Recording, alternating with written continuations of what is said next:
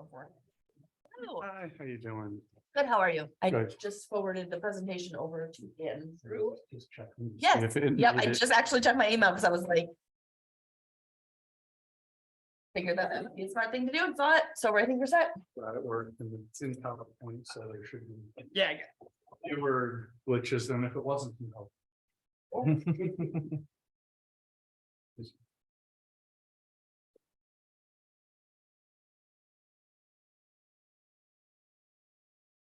It's on to order. Yep. Yeah. The sixth. It is Just turned. Unnecessary. Do I need to bring this closer? Oh, yeah. he's on there. The mayor's.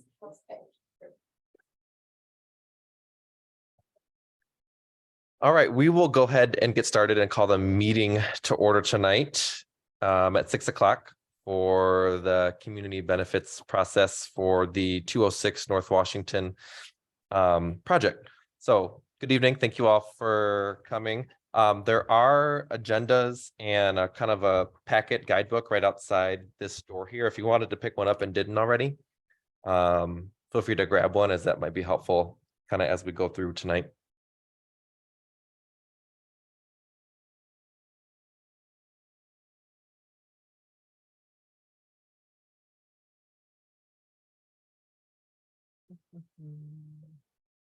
All right, perfect. My name is Evan Sweet, by the way. I am one of the Ward 3 council members. I'm going to provide a brief overview of kind of this site, and then I'll let the team from Avalon speak a little bit more specifics into it. But the property is 206 and 210 North Washington, so just north of the downtown area, just off of Michigan Avenue, or north of Michigan Avenue, I should say. The city acquired this property through the county treasurer through first right of refusal in 2019, and then put out an RFP for development for the property. Council accepted a proposal from Avalon for this, for those addresses. Avalon is proposing at this site a new construction, so a demolition of what is currently on the site, and a new construction of a 22 unit supportive housing unit with 1-bedroom apartments, common spaces, property management and services on site. They anticipate 8 of those units will be supportive housing, targeted to households with incomes below 30% AMI. And then the other 14 units will be targeted to households with incomes below 50 or 60% AMI. At the February 2nd council meeting, Avalon requested a pilot for this project, which is payment in lieu of taxes, provided the necessary information to get that process started.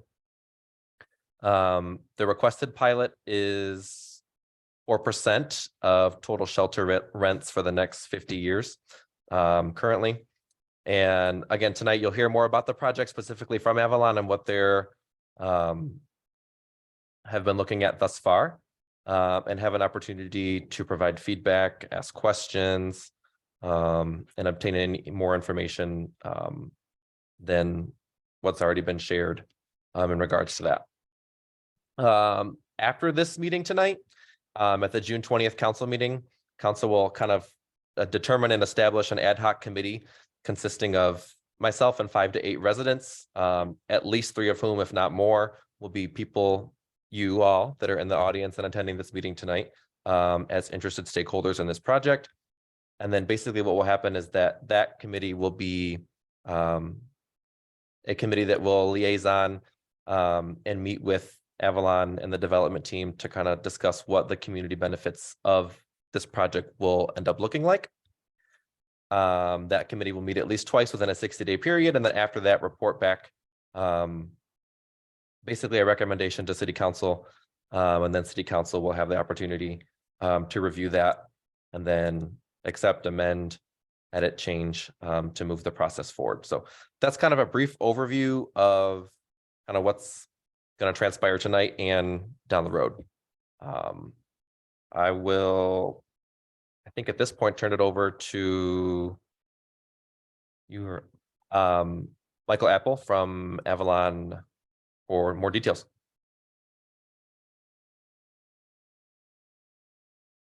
Hello, thank you very much. A number of us are here from Avalon. Maybe we'll start with quick introductions. I'm Michael Apple. I'm a development staff person there. Hey everybody, I'm Aubrey Patino. I'm Executive Director of Avalon.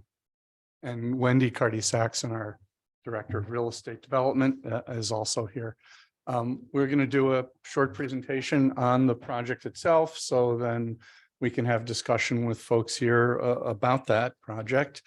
And Hi, everybody. thank you. That is, Yeah, intended for you. it is a little bit nicer. Yeah. So you can go to the next slide. Hopefully. Avalon is a supportive housing developer. We're a nonprofit, and our mission is to build healthy, safe, and inclusive supportive housing communities as a long-term solution to homelessness. We'll talk a little bit more about what that means in a moment. Okay, keep on going. This is the site, which I have no doubt you're all familiar with, but on the top left is what it looked like a while ago. It's had been exposed to more elements since, and there's some additional deterioration.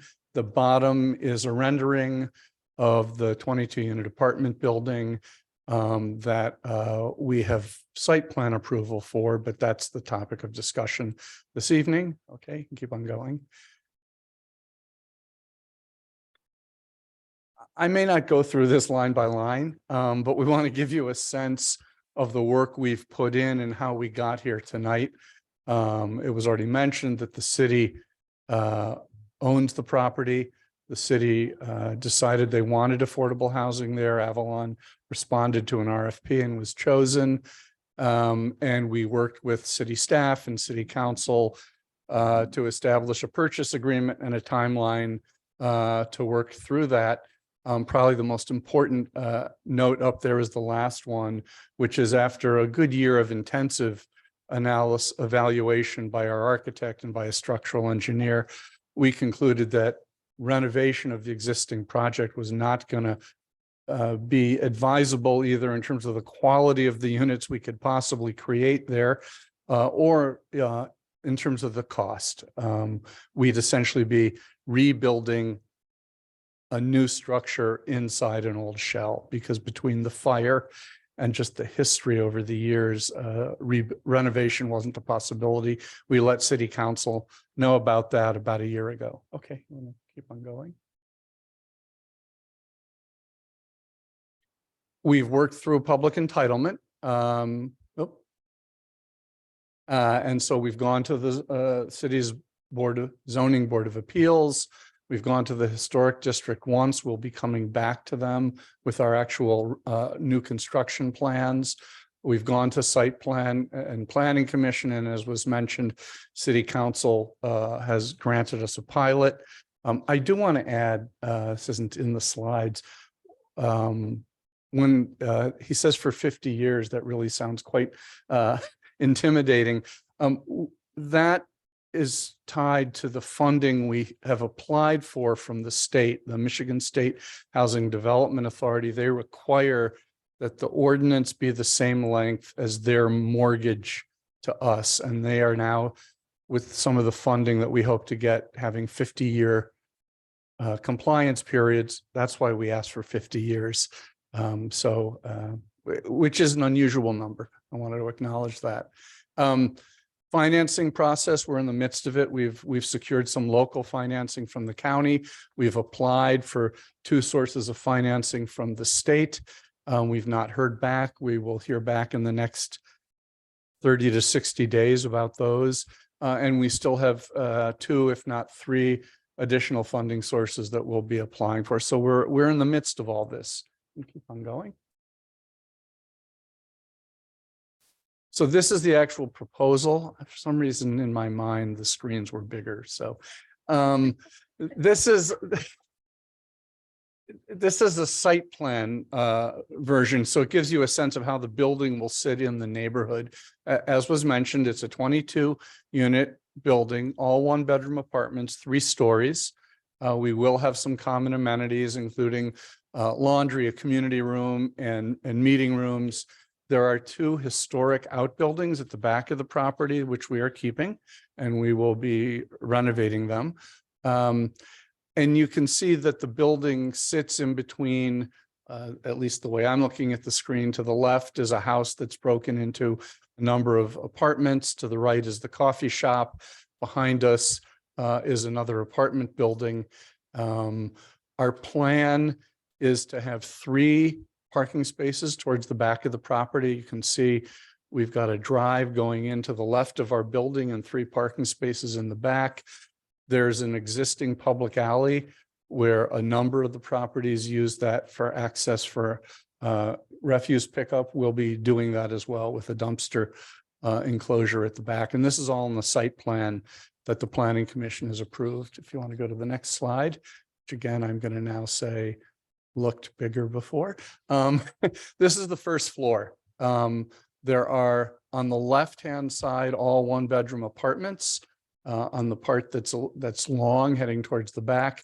On the right-hand side, there's 1-bedroom apartment, but then there's the main entry. There's a community room, which is about a little over 700 square feet. And then a number of offices for property management and services to meet. There's a laundry room on each floor. And then the next slide shows the 2nd and 3rd floor, which are all apartments plus a laundry room. And then the next slide goes to the affordability and the use of the property. 8 units are set aside as supportive housing. Aubrey will say more about that in a moment. This means that the tenants will be referred to us from Housing Access of Washtenaw County, which is the local system by which homeless households are identified for supportive housing and referred. We will have project-based vouchers, a Section 8 is what's often known as. And that means that those occupants, regardless of their income, will pay 30% of their income. And the maximum income for those units will be 30% of the area median income, which this year for a 1-person household is $26,000. Probably more typically, people will be in the $10,000 to $15,000 a year annual range, but the rent will fluctuate based on their income for those 8 units. The other 14 units will be rented out as what we sort of call conventional affordable housing. Income will be the key requirement. We expect to be maintaining our own wait list specific for this site. There are some other alternatives, but that's where we're headed right now. And these units will be set aside for a bit of a range of incomes, ranging from 40% of area median income to 60%. And because that doesn't mean much to most folks, this year that's $34,000, $35,000, up to $52,000 at the high end of that range. The allowable rents for those kinds of incomes are as high as $930 a month to almost $1,400 a month. That is not what we expect to charge for these 14 units. That wouldn't be affordable housing as we mean the words. We're currently projecting $750 a month for those units, including utilities. We do have to finish our financing, if you remember that slide. So we'll be talking during these next couple of meetings about other options, but right now that is our hope, to bring them in at $750 a month. And now I think if you go to the next slide.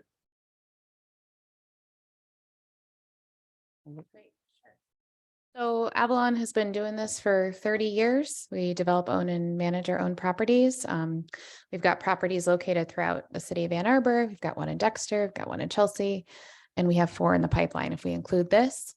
And so all of our residents, everyone that we work with, has access to voluntarily holistic supportive services. And that's what makes what we do different from straight affordable housing. It's housing plus services. And the premise of this is an approach called Housing First, which has a long evidence base behind it, in which people receive access to housing with low barriers. So it's very rare that we screen people out. Our goal is to screen people in, and then we provide the services that they need and want in order to be able to maintain their housing and improve their quality of life.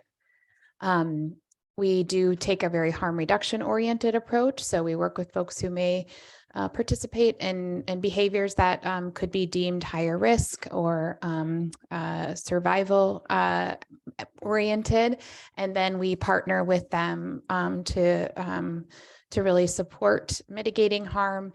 And that can include working with people who may be experiencing active substance use disorders and need support around that. The way in which this all works is by being trauma-centered, which means affording people choice whenever and wherever we can, and respecting their self-determination throughout our relationship with them. Go to the next slide. The types of services that we provide are pretty robust and really vary and depend on the need of the household. So it doesn't look the same for everybody, but everybody has access to these services. So individual case management and crisis intervention, we're on call 24/7, 365. If we're working with a family, they're getting access to support that isn't just limited to the head of household, but also is partnering with the schools, working with community-based partnerships, providing youth support.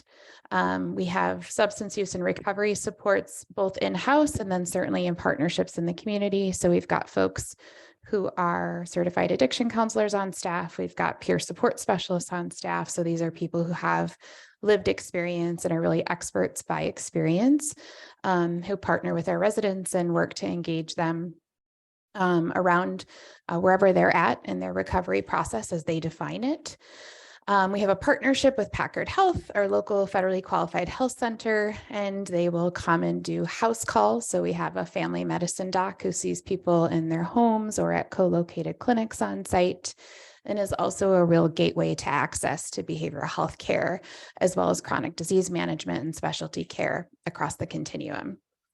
We have dedicated older adult specialists, so staff who are working with people who are aging in place. That's we have age-adjusted services because our folks are aging much more quickly than the general population. And that looks like things like going into someone's home, helping them get groceries, helping them clean and cook, helping them do whatever is needed to help stay home for as long as possible. And it can look like things like coordinating with geriatric services in the community or whatever else is going on. There's also criminal legal system advocacy and work to get folks out of jail into the community and back to thriving. And there are lots of ways in which that operates. And then we're part of a program called My Community Care, which is a coalition of various folks connected to the healthcare sector.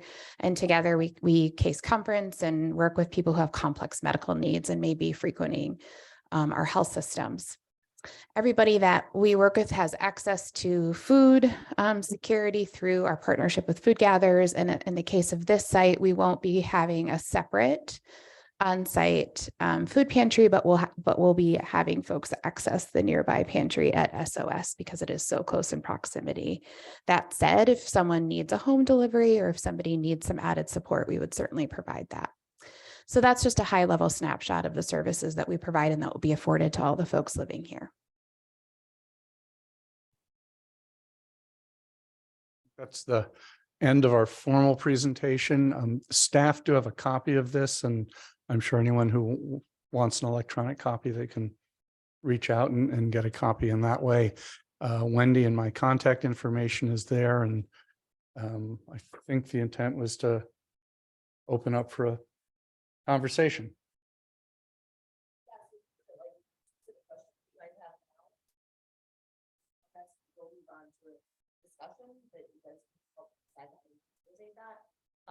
If you have questions at this juncture, I can go ahead and spend time doing that.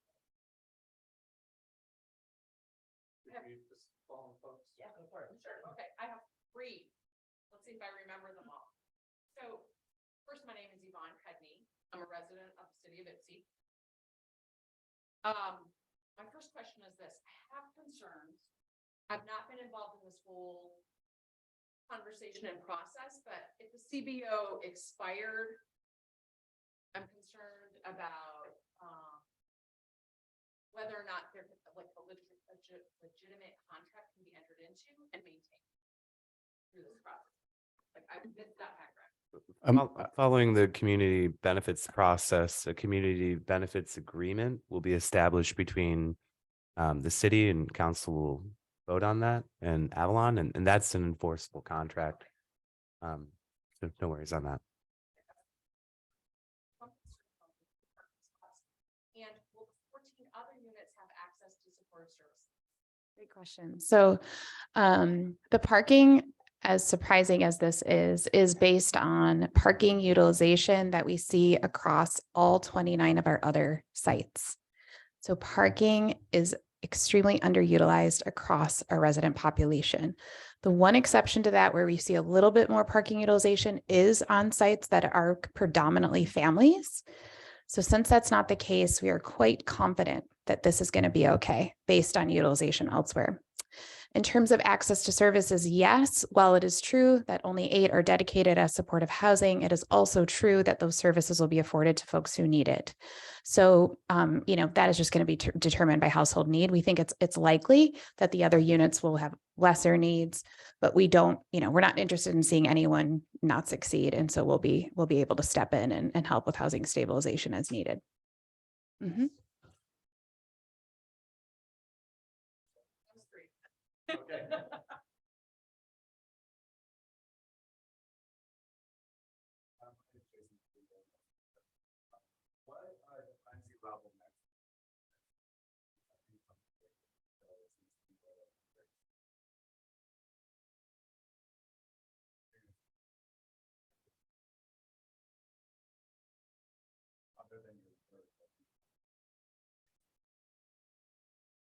Sure. I'll try to answer the first one first and then the second one.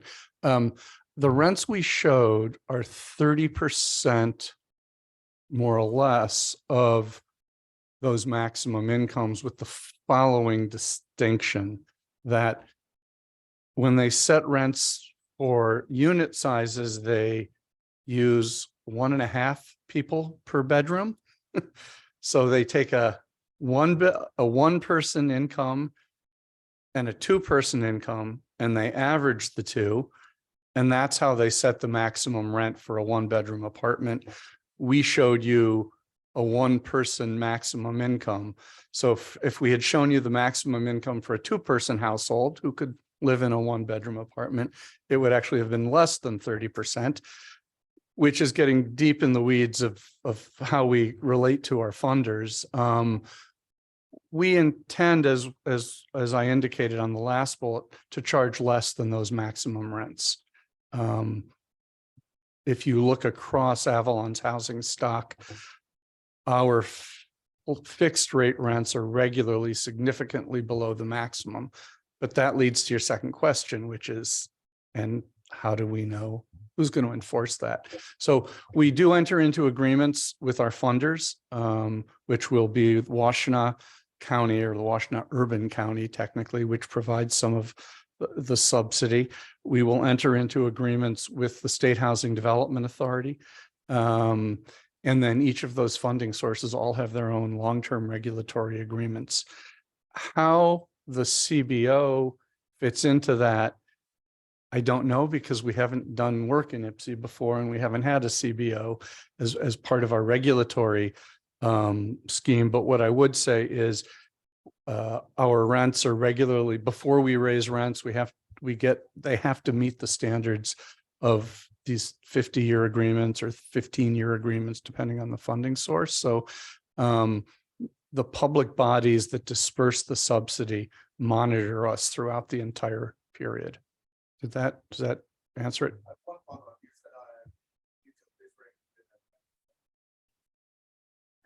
Laundry is coin operated, and that just covers our costs. So there's no profit margin, but it just covers our costs.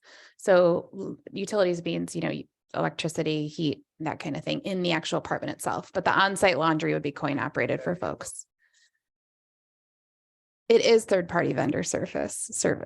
Oh, you mean locally serviced? That's a great question. Are you talking about the laundry here? I'd have to look into that and see where they're based. But I can look into that. Yeah, I don't know that off the top of my head. That said, I will say that when people first move in, we often do free laundry for a few months. It just helps. And two, that if folks can't afford laundry, we give people quarters. Like it's not something we're interested in having people experience as a barrier. So my assumption was that there are 22 units, there are going to be 22 individuals moving in. But really, each of those units have people. We're covered by both a housing code and a fair housing ordinance. And so based on everything we know and the wait lists and the referrals, those will by and large be single person households. But because per the housing code, they're large enough for two people, we're not going to be turning down applicants. But as I said, we've rented out a large number of apartments this size through these kinds of referrals, and we're quite confident it's going to be mostly single adults.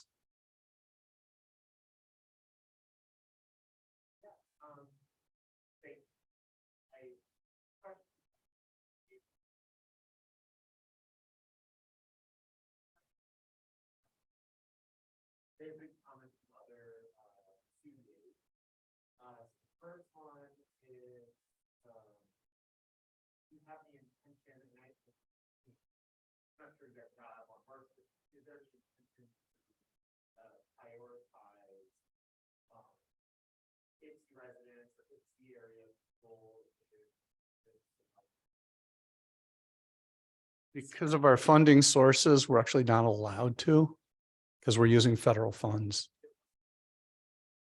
No, it's not a Washtenaw County rule. I don't think any of our sources of funding permit priorities. We can certainly look into that, but it's not something we've ever been allowed to do up till now. Yeah, and then I'll just say that the referrals for the supportive housing units are very likely to be Washtenaw County based folks, but those are people who are accessing housing access of Washtenaw County and coming through a coordinated entry list. So they're likely experiencing homelessness in our community.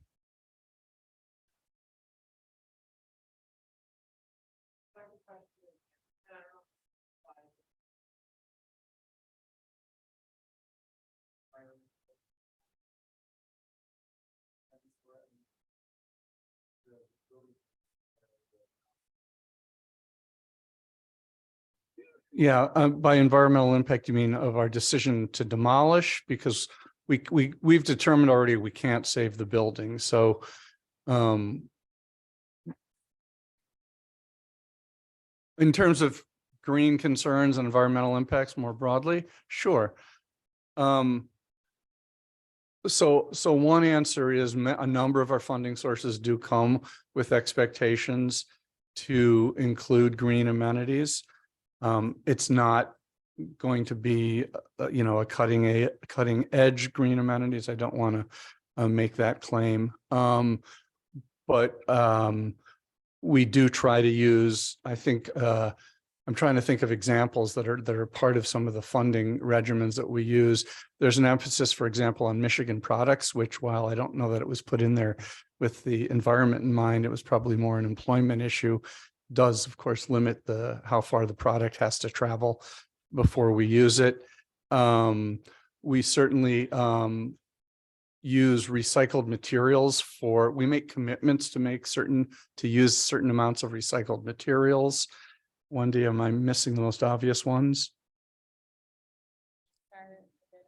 Yeah, our appliances are going to be Energy Star rated.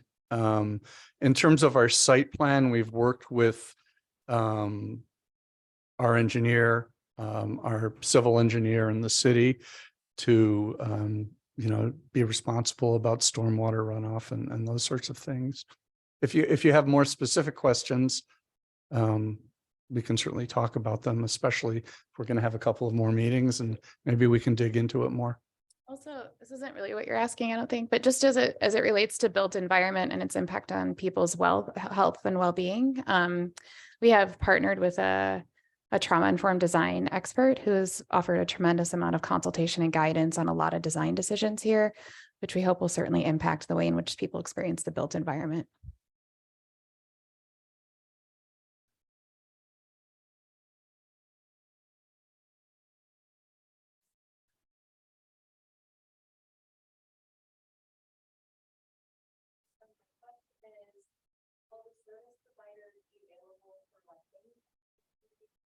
access and go in and get resources or ask questions or whatever, will that only be for the city residents? Oh, okay, great question. Yeah. So yeah, it is the case that the services being provided on site are for those living there. Yep. That said, Avalon serves a number of folks living in the city of Ypsilanti, Ypsilanti Township, surrounding area. And we may very well use this space to help support folks that we're serving throughout the community because we haven't historically had office space here. And so there may be benefits in that regard and community kind of coming and going if that makes sense operationally when the time comes. For sure. About like if there's any room or desire to have local organizations happening because affordable housing is so intertwined with other entities. So Mhm. I'm wondering if there's a way that they're have a drop in for office hours there for other people to access it. That's a central location. Yeah, so that would not be unprecedented for us. We have community center space across most of our sites, and that community center space is often used by partner organizations, sometimes in collaboration with us, sometimes when we're not using it after hours, that kind of thing. So that would not be unprecedented to do that. Mhm.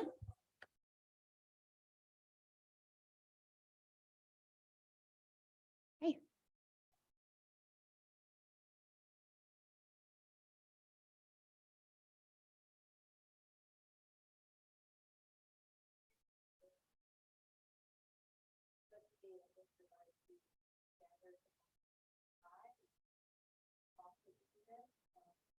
In the benefits agreement that we presented the last presentation that I was on, so those are need restricted EMI levels. There are some schools that do that. I think those are very good cases where some concerns that we go with that people. And then my question is, it seems like this is a convergence of your like former or your business model, where it was mostly housing vouchers to pay for students and everything was off market. So I just wanted to clarify, is these 14 units that going to be available to the public to apply So for? yeah, so there will be a wait list, and it will be an affirmatively marketed wait list. And so we do have, this is occurring elsewhere. We have leased up other properties where that's the case.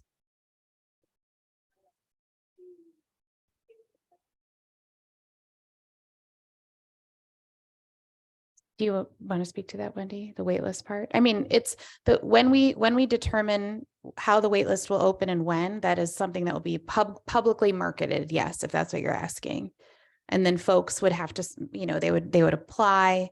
It's likely it would be a lottery, and then they would have to meet the income requirements, and then that's how that people would land on the list, if that makes sense. Yeah. I think the pause you're seeing in responding to the way you described it is we generally wouldn't just leave it open on the market because 14 units is not that many, and we would very quickly get a very long wait list. And so for administrative reasons, the typical way that I've seen affordable housing developers with smaller portfolios do it is they'll publicly advertise the wait list, open that wait list, and come through some sort of lottery or randomized way of establishing a wait list, and then close that wait list for a while because we don't expect a lot of turnover. So once we rent those first rounds of units, we'll probably only have, well, hopefully less than a half dozen each year, significantly less than a half dozen potentially. So if that's why we're not sort of, the way it will be advertised to the public will reflect how many units are available. But once it's open, they'll be publicly advertised. Absolutely.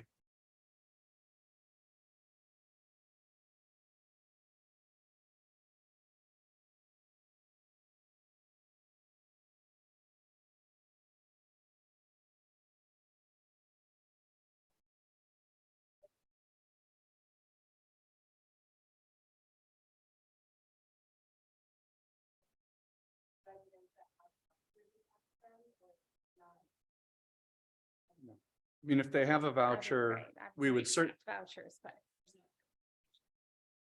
no, and in fact, the reason we set the rents as low as we try to is to make them affordable to people who don't have a voucher. But if somebody has a voucher, that's a resource they can use.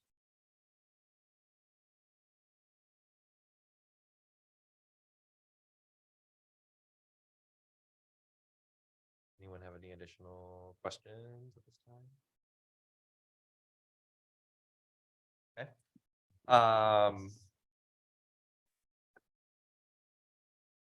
I guess based on our agenda here, our next point will be kind of a discussion.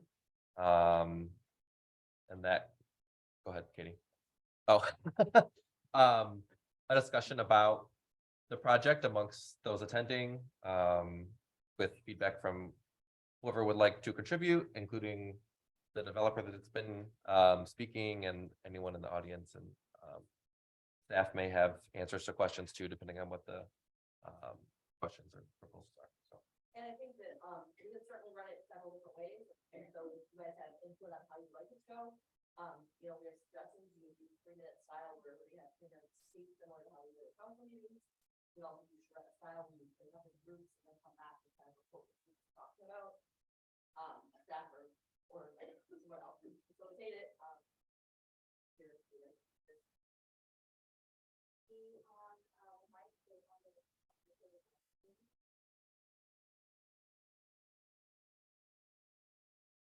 Then probably the easiest way to do that is like the 3-minute style, if people want to get up and the podium similar to how we say, and then just speak for 3 minutes, up to 2 minutes, and then we can do that for a little while. It doesn't have to be really sometimes.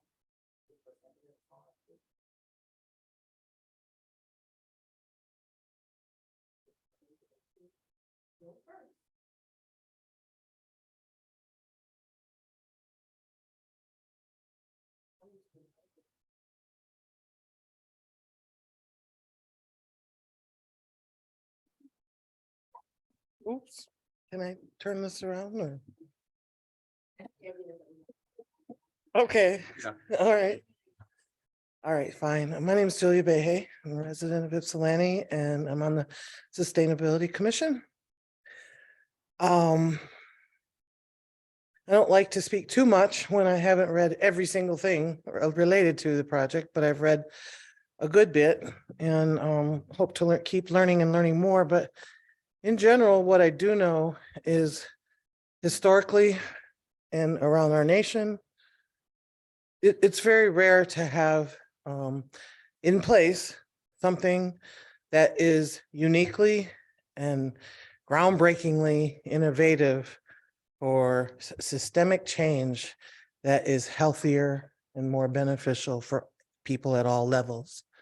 So on that basis alone, I really want to show my support for this community benefits ordinance going forward and being enhanced and maintained and making sure that every bit of it continues to be improved, even if that takes constant polishing and tempering on both sides of pros and cons for it. I don't care about the details tonight as much as I care about the macro idea that it's extremely innovative, extremely beneficial. Some who oppose it might call it radical. Some who are for it might call it not radical enough. But I'm enough of a progressive radical to see how wonderful it is. And I hope the rest of the country learns that it's time for this everywhere.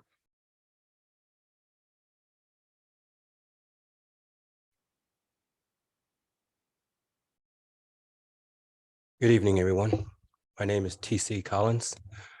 I'm a resident of Pittsfield Township, but I'm also have 5 to 6 hats on for the community. I'm also the Sustainability Commissioner for the City of Ypsilanti. For myself, I'm for development with limitations.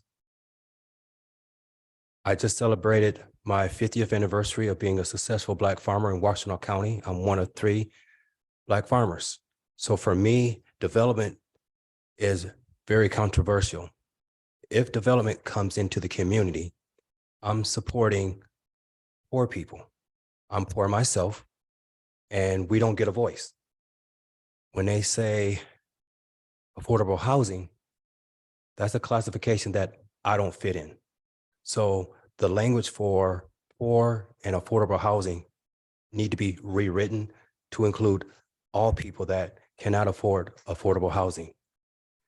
If we have affordable housing for people like myself and others that don't have a voice, we need to have a living garden space so that way people that with depression, mental illness, or just have a place to go and garden, to have affordable food, to have access to hearing nature and sound is very important, because more development that develops, it takes away nature itself.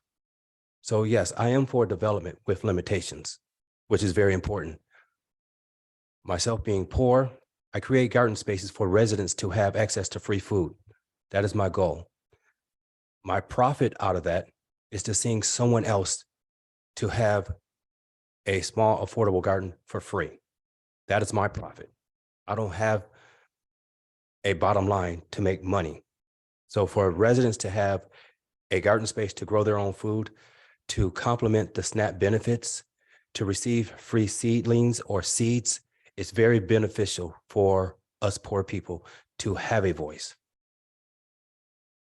For our children of the future, teaching them about sustainability with different pillars of sustainable: recycling, composting, seed sharing, and practicing conserving on resources and reusing resources is most important.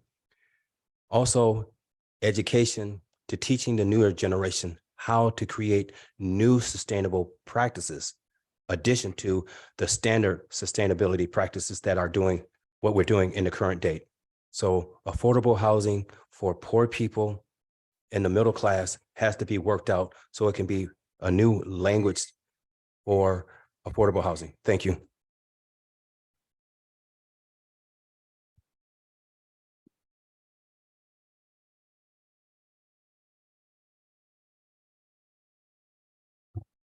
Okay, yeah, my name is Amber. 20-year resident. Hi, all. I know a lot of you. So I think I'm gonna just talk about two things. One is just to, I know that the full city council isn't here, but just to announce that the group that shaped and wrote and enacted with the, at the time, city attorney's office, the current community benefits ordinance is called READY, Rising for Economic Democracy in Ypsilanti. And that group has reconvened to discuss updates to the current CBO and make recommendations to council. So we're hoping to have that door open again with council and city attorney to make those changes and basically take what we've learned from the last two developments and probably this one as well and apply that to making the CBO better. So that is one thing. If you're interested in being a part of READY, there's a lot of people in the room. You can talk to any one of us and we would love more help, more hands and more perspective.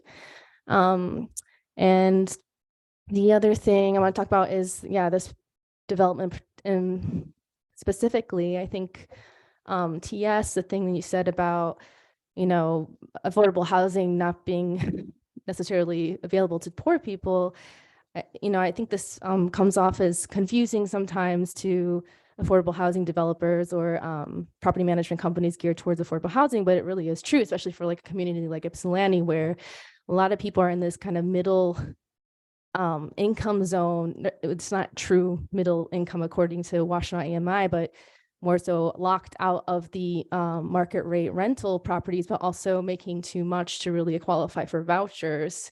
And then the few affordable units that would be actually affordable to this majority population of the community has to fight in a lottery system for 14 units. And I don't know if there's a solution to get around that problem with this particular development, but I think it's something that we need to start talking about more because it's a problem in Ypsilanti and it has been for a long time.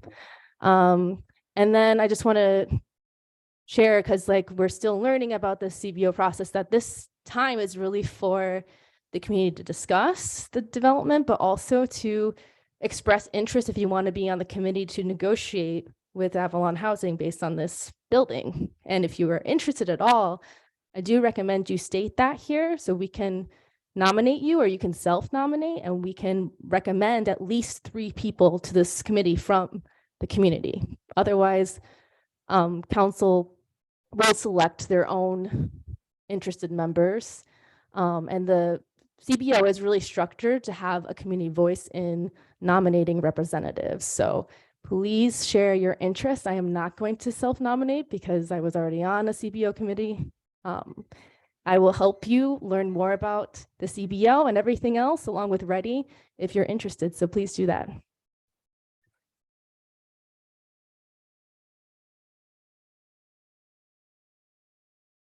Des, where you had your hand up?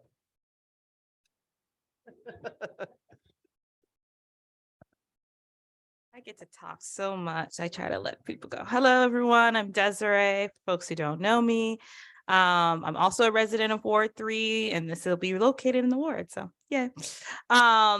One thing I wanted to say, I might have more later, but I was really excited because I know there was a question about the parking, and I'm very excited about development actually deprioritizing cars.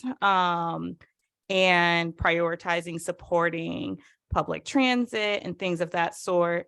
And also encourage bike racks and things like that on sites, because sometimes I don't see that. I bike around, I don't drive, so I'm a big public transit biking, walking person. And a lot of times I have to lock my bike up to a tree. That's a new tree because big trees are too big for my bike lock. So just encourage that. But then also thinking about ways, especially if that's kind of the like most folks are using public transit with Avalon. Just I don't have a specific thing, but maybe people can think about like how if already happens, or ways that Avalon can help support improving our public transit overall. One of the things that I know all the time when people, being here in Ypsilanti or Ann Arbor, people are like, we have some of the best public transit in the state, which I have a lot of feelings about. But one of the things that I know is it's easier for me to get from Ypsilanti to Ann Arbor than to get around the city of Ypsilanti. Like if I want to go from where I live by Prospect Park to the south side, it could take me 40 plus minutes. I could walk there in probably 30. So anyway, that's just to say that I would love for there to be more support for that like important infrastructure, so that we can continue to deprioritize cars, and make it more possible for other developers to do that, even if their populations aren't there yet. And then what else did I want to say besides cars? I don't know. I'm really excited about this. I'm also a member of Ready, so I'm excited that we have our 3rd development coming through this process. I appreciate that Avalon is such a willing partner in this process. And I'm excited for all the folks who will be, members of the ad hoc committee. And I also, like Amber, want to also offer my support as a person who also was on one of the other developments, and just tips and things like that. So I just want to offer myself as a resource. And I'll see y'all again when I have another thought. Thanks. Thanks, Des. Go ahead. Yeah. Don't have to, no. Just, yeah. Okay, I'm a weird person, so I thought raising my hand made sense. I'm Kat. I've lived in Ypsilanti since 2017. I moved to Michigan in 2016 for grad school, and I never left because Ypsi is my home now. And I just wanted to be transparent and also bring attention to something that I am interested in being on the ad hoc committee because I live in Ward 3. And I also lived like 3 or so blocks away from this development. I used to work right next to this development. I walk by this proposed development all the time. I talk to people at the transit center all the time. Like this is such a huge need. And like someone said, it's not really enough to address the entire need.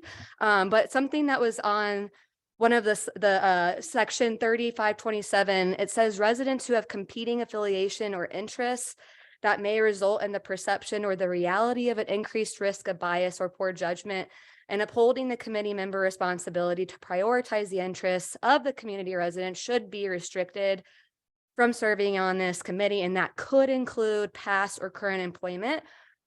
I was employed at Avalon Housing for 6 months back in 2018, a whopping 6 months as a support coordinator, where I was able to support a mission that I believed in until I transitioned to work at the Student Advocacy Center, which is right next to the proposed development. I in no way, shape, or form believe that my past involvement with Avalon would be a competing or conflicted bias given the mission of Avalon Housing and the purpose of Avalon Housing. But I just wanted to make that very clear and make that very just transparent for everyone. So there's no secrets or anything in the background, but I am in support of this development. I really want to talk about the different community benefits that can come in agreement with the CBA.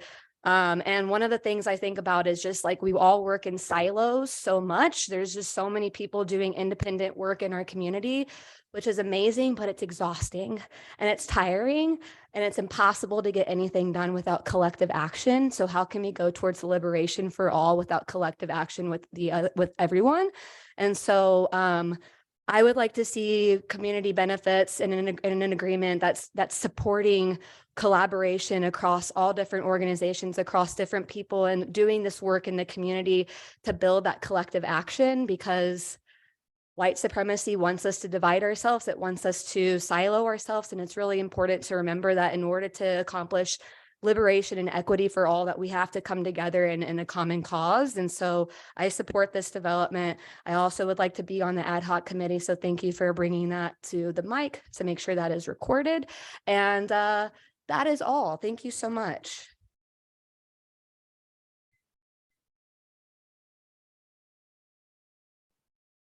Okay. So I'm new to this community. I feel like I'm new. So I moved from the other side of the state because I had family in the city of Ypsi, and they sold me on it. They were like, you got to be in this area. So I'm like, okay, after grad school, I came here, but then COVID happened. So I wasn't able to get involved as much as I wanted to. And then I wanted to buy a house in Ypsi, but couldn't find one. So right now I'm in Pittsfield Township renting. So here's a few things I want to say. Before coming here, I've worked in community development on the other side of the state and in other countries, and I've not seen this CBO thing anywhere else to my knowledge. But I'm still checking with some folks to make sure. Two, when we talk about affordable housing, I think it's sometimes we forget that when they set rents, those rents are 30% of people's income, but a single person making about 50,000, if I'm right, I think their federal income tax is 22%. So I like to add that 22% to what people term as affordable housing. And then to me, it's not always as affordable as you think, because somebody is left with, they're not left with as much income. 70% looks very different than 48% of what's being left. And then the other thing I just wanted to say is that I haven't been here long enough. I've been trying to read some history stuff, but I come from a background of asset-based community development, which means no matter what your income is, you have assets. People have gifts and contributions that a lot of times those of us who have been in nonprofit don't always look at. We don't always monetize what the community can bring to the table as much as we monetize what donors bring to the table. And so my part of being I want to be involved in this because I have a 5-year-old granddaughter that's going to be going to Ypsilanti Public Schools this fall, and I want to be part of making a change. And my daughter lives in this area, so I want to be part of helping. So I want to assist from the back because I don't actually live in the city of Ypsi, so I just want to be a helper on the side. But seriously, when in everything I've seen in the different countries I've worked in and in the US, to me, this asset-based community development is the most sustainable thing because it's always giving the community a voice. It's always saying, I value what you bring, and what you bring is not going to be more valuable than cash dollars. That's all.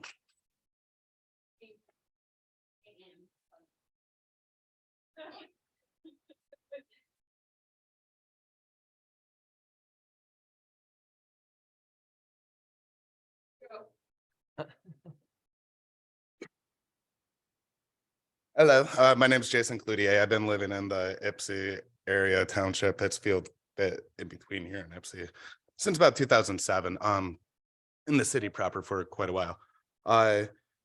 Long enough to see that the people that own the property and provide housing, regardless if it's for profit or not, end up usually letting the value of the assets that they have go down and still collect the rents as if they keep going up. And I just want to I would like to be part of this too, because I don't trust you guys. I love you guys, your mission and all that, but you know, it's yeah, without actually getting things confirmed, I've seen enough businesses offer up their word, and then hell, our country does that too.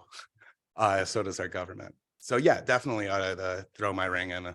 I live here, Ward 2 something. I live with Barnes and Barnes over on Washtenaw. So yeah. I think there's more, but I think that's just that for now.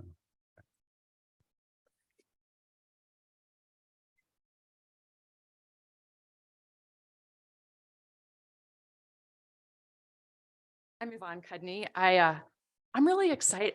Okay, I want to throw my hat in the ring too. I'd like to be on this ad hoc committee. Let's just put that on the record, all right? I'm really excited about this development. I am so delighted that Avalon's coming into Ypsi. I think it is a community benefit for us that we're gonna have some more low-income housing available to maybe to residents of Ypsi, most likely residents from Washtenaw County.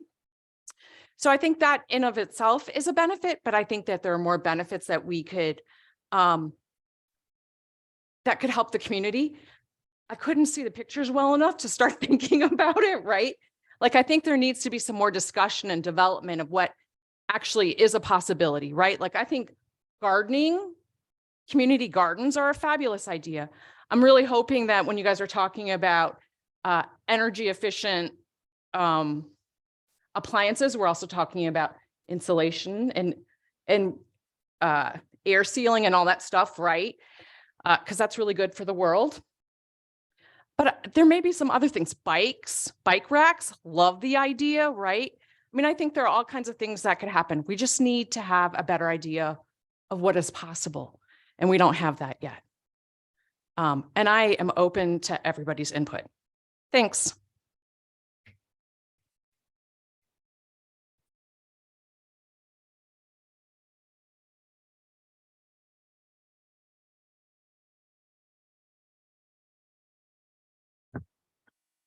My name's Erin Boltema. I hate public speaking, but I live here in Ypsilanti. I live right around the corner from the property that we're talking about today. And I'm also a social worker. And this was, it was important for me to be here today. One, because it's just, housing in this community is just, it's not acceptable. The level of homelessness that we see, my clients that I work with, so many are homeless or in unstable housing. And I just, you know, feel powerless a lot of times in helping them. And so having this you know, having Avalon come into IPSI, and working with this, like it's just, it's exciting. Like someone else said, it's not doing enough, but we have to start somewhere. And also, I am interested in this committee as well. And full disclosure, I also worked for Avalon Housing briefly a few years ago. But because of that, I mean, I supported Avalon Housing prior to my working there. And I continue to support them today. I believe in the mission, and I've seen the services provided, and so that's why I can say that, like, I'm excited for them to come to IPSI, and provide services there and help our community and support our community. I just, on a personal level, I am interested in just getting more involved in my community. You know, I live here. I love Ypsilanti. You know, so I'm looking for ways to be, you know, get more involved in my community. And so coming here today was going along with that, as well as supporting the need that we have for like quality, affordable housing in our community, which I understand affordable housing is not always so affordable, but what Avalon's talking about, I think is you know, headed in the right direction. So I appreciate everything that everyone's said here today, and I'm really excited about this project. Thanks.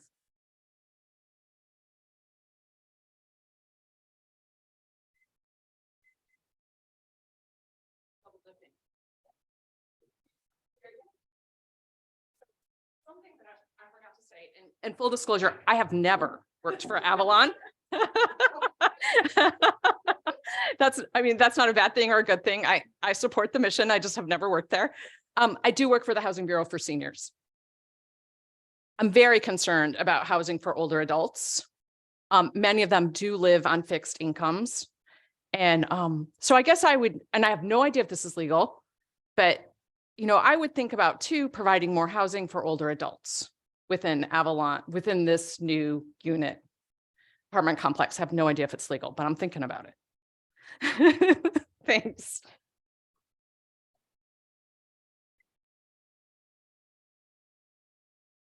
Yvonne beat me to it. But I was wondering about like whether there was a sense of like what the age mix of, or if there is at all within it. I was also thinking about, well, one thing I wanted to say, which is, you know, I'm so excited about this idea and this opportunity for Avalon to be coming to the city and thinking about like ways to connect with a lot of the resources and orgs and partners that we have here.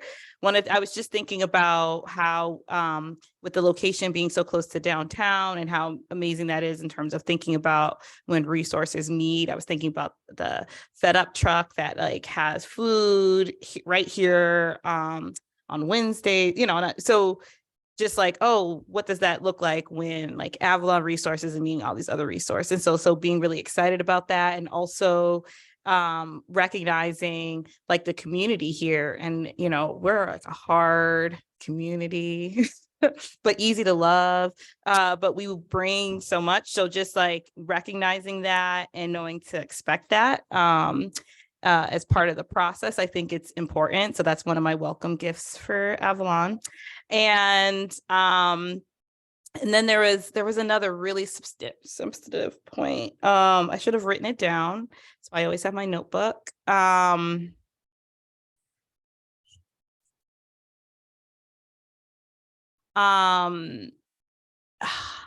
I don't want to come back again though.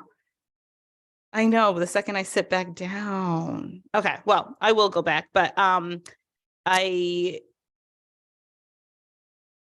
you know, I really wanted to just let it come through.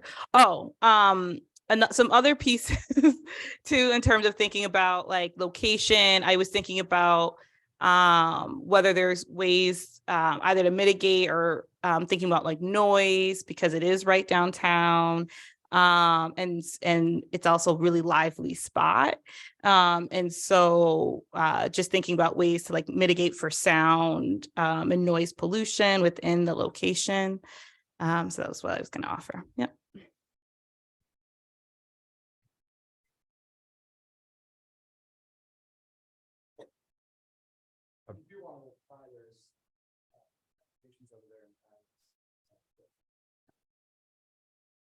I'd just like to make this real brief and clarify my position again. There are two organizations that's in Washtenaw County. Well, one, which is Project Grow. They are a 50-year-old organization, but myself, I'm a 50-year Black farmer in Washtenaw County. So for myself, we try to educate the community about African involvement in agriculture and not trying to weigh the fence down, but to work with the community that has a population of a Black community, to have a community garden space that can be taught and educated to a predominantly Black community is very helpful. It is very hard in Washtenaw County to provide services when you're outnumbered, when there's 4,000 white farmers in Washtenaw County, 3 Black farmers, and no women of color farming. So for me, we're trying to uplift the community with agriculture and farming for predominantly women of color.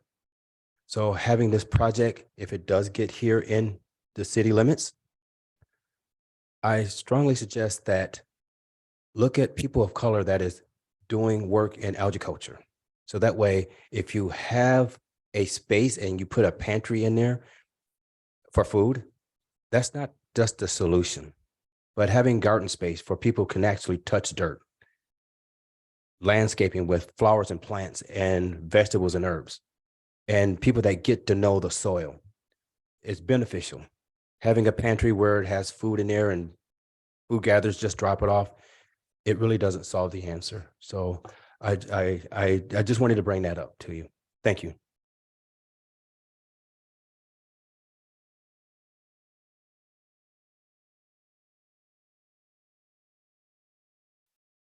Hey everyone, my name is Brian. I am also a member of Ready since 2018, since we did our whole thing. So yeah, I'm really so happy to see, it sounds like 4 people signing up to be part of this ad hoc committee.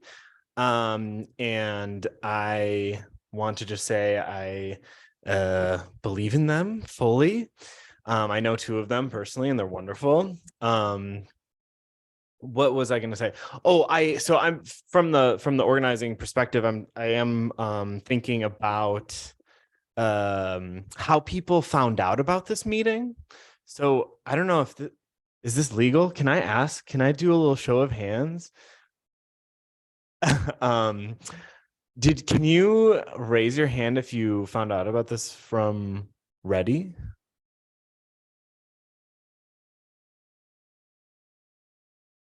Can you raise your hand if you found out about it from the city?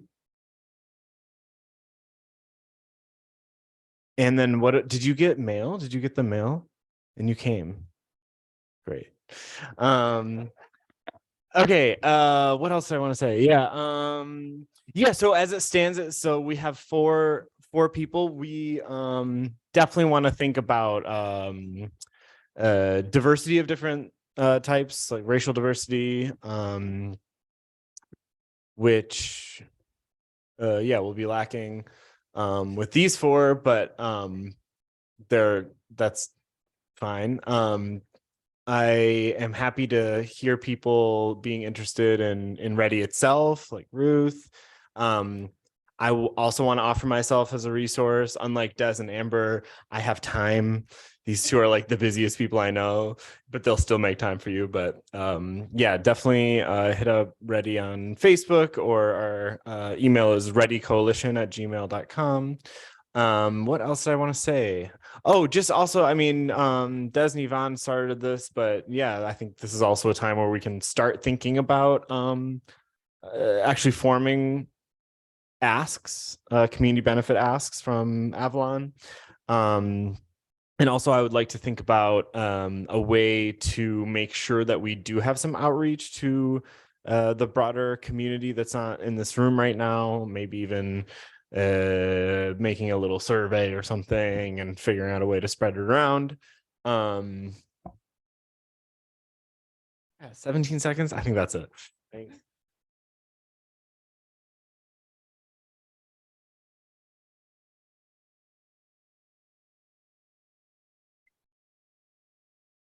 I'm pleased that so many people are showing interest. So thanks for doing that. And if anybody else that hasn't spoken or is interested at all, you should also throw your hat in here because I just want to turn attention to the actual community benefits ordinance language, but you know, we can have, I think, something like 3 to 8 members nominated from the community, 5 to 8 residents of the city of Ypsilanti. And historically, at least with the last 2 CBOs, everyone that, well, especially with the first one, everyone that nominated themselves or was nominated by someone else did end up on that committee. And the second one, there was a lot of interest, a much bigger crowd than this one. So there was more of a straw poll vote.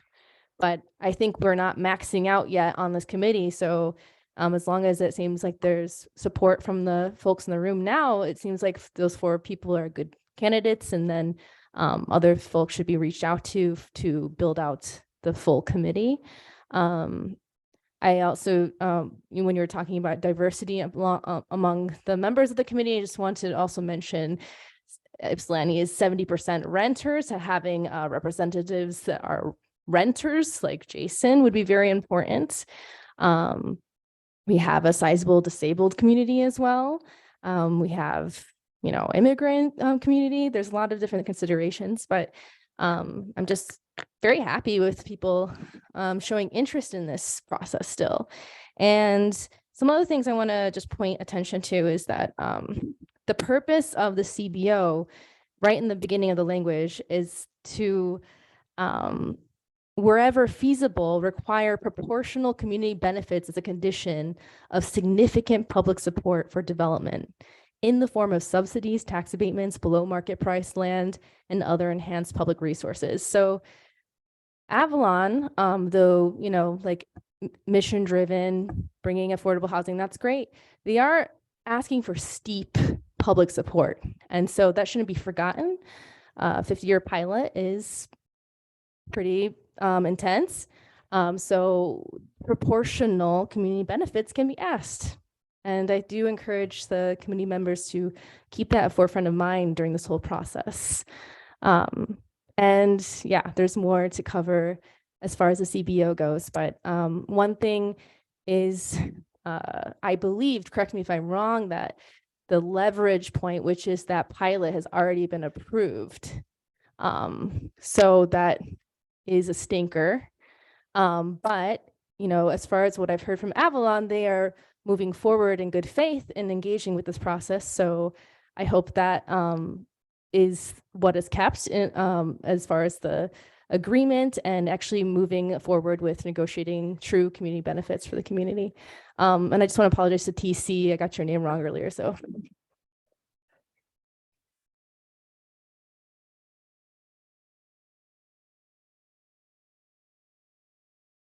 Hi, everyone. Sorry. Kat again, Ward 3 resident. I also wanted to bring attention that someone mentioned earlier, this is a systemic issue. And so I just wanted to uplift that this development is not necessarily the root of solving our systemic issue that we have in this country and in this community. It is almost like a Band-Aid, almost, if you will, not a really nice Band-Aid, but like almost like a Band-Aid to the systemic issues that are at hand and underlying the issues of housing discrimination, housing disparities, et cetera. So my also interest in joining the ad hoc committee is to, and also I want to plug Ready. I just became part of it last Sunday because I showed up wanting to have a conversation about the community benefits ordinance, because that is one way of trying to address this issue of developing and growing a city systemically.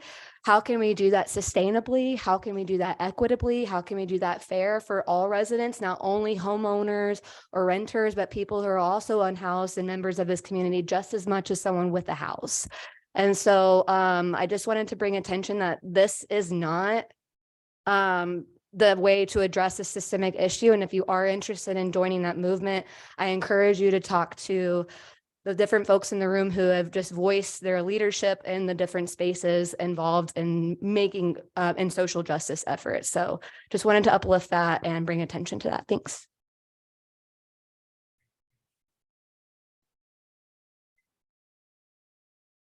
All right, I made notes this time. So one thing I wanted to bring up from earlier was the question around targeted promotions. And so I just want to encourage looking into that because that was something that we were able to do within ours, the Clark Road CBA, and that was also still looking at a wide variety of funding. But basically, and they were able to check that with the Fair Housing Center and things like that, in part because the population of IPSI matches the population that you would want to target to. So anyway, so I just want to have that be something to still consider and for folks to consider. And then another thing I wanted to say too, which is, and I don't quite know exactly what this looks like in terms of for the CBA, but just in terms of thinking about, again, with the location and thinking about, I know that at another part of the process, some residents were coming out with concerns about increased police activity at the site. And, so whatever. So, but just in terms of things to potentially negotiate or think about is, ways that this site will actually be try to be a non-police site and what kind of supports to have for that, and ways to, actively try to have people not be in that position. And especially if it's a space where there's going to be different populations in the space. So just thinking about what can happen internally to kind of promote that and try to actually make it a non-policed space. So yeah, those are the two things I wanted to add. Thank you.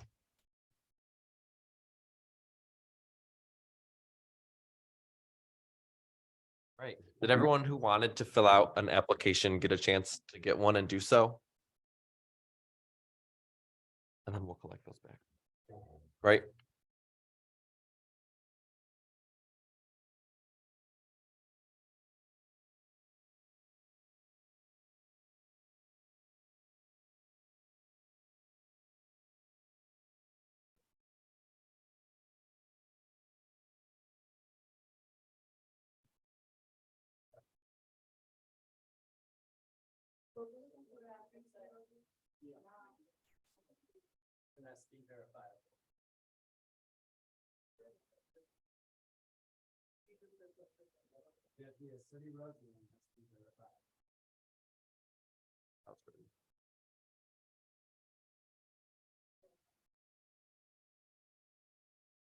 Oh, right behind you, Andrew.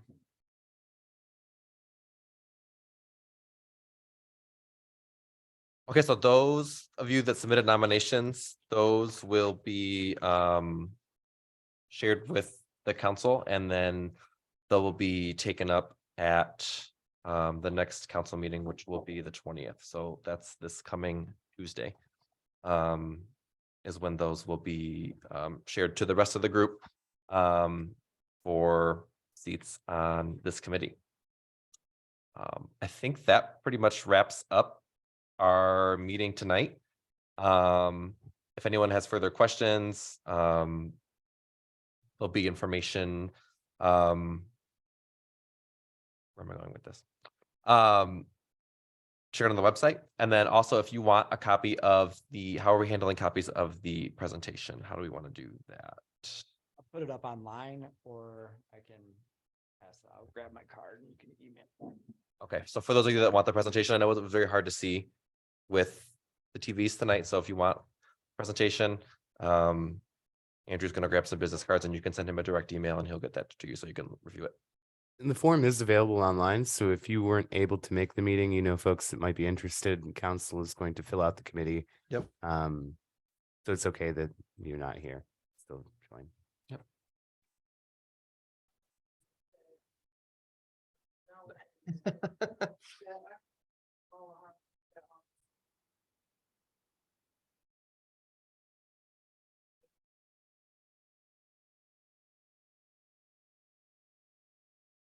Thank you all. Oh, The online application is also live on the city website. I put it on earlier while the meeting was going on, and then I'll have a notice that's going out tomorrow. So if you know of anybody, tell them to look at the website.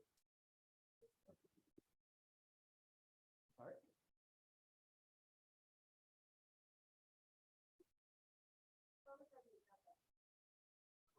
It's a committee nomination. Nominations, but yep.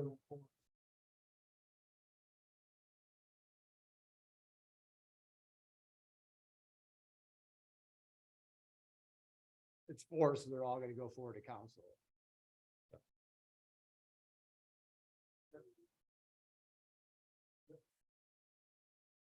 Well, it's also council has to determine, because in the ordinance, it does say 5 to 8.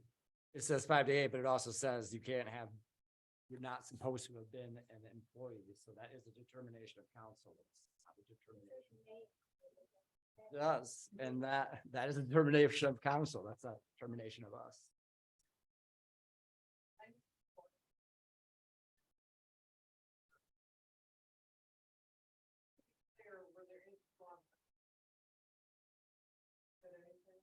No, there is.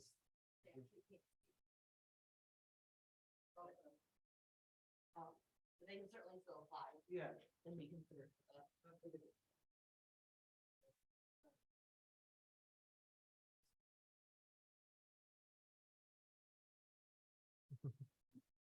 All right. Thank you all. Have a great evening.